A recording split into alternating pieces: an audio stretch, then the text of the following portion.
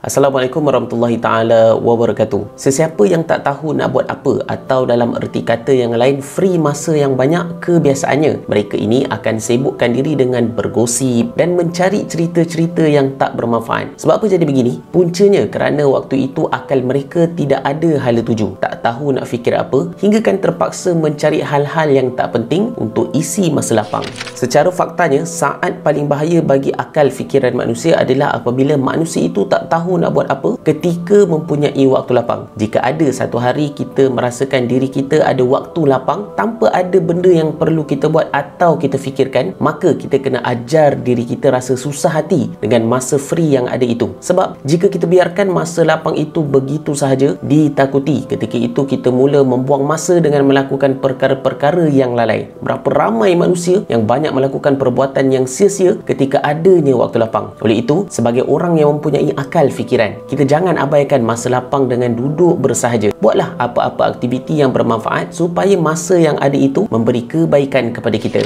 Sebab itu Allah Subhanahu Wa Taala ada bersumpah dengan waktu dan masa. Mafhumnya, demi masa, sesungguhnya manusia itu di dalam kerugian, melainkan manusia itu membuat segala perkara yang boleh menaikkan iman dan membuat pekerjaan yang meningkatkan amal soleh. Makna katanya kat sini, sebenarnya Allah Subhanahu Wa Taala nak semua manusia jangan biarkan diri dalam keadaan tak tahu nak buat apa-apa. Jika kita ada waktu lapang, kerjakanlah solat, membaca buku, berzikir, ingat kepada Allah dan selawat ke atas Rasulullah SAW. Bukan setakat itu saja, gunakan masa yang ada untuk mengemas, membasuh atau berehlah melihat kebesaran Allah Subhanahu Wa Taala, supaya kita ajar diri kita dari tidak lupa untuk buat benda bermanfaat setiap detik waktu.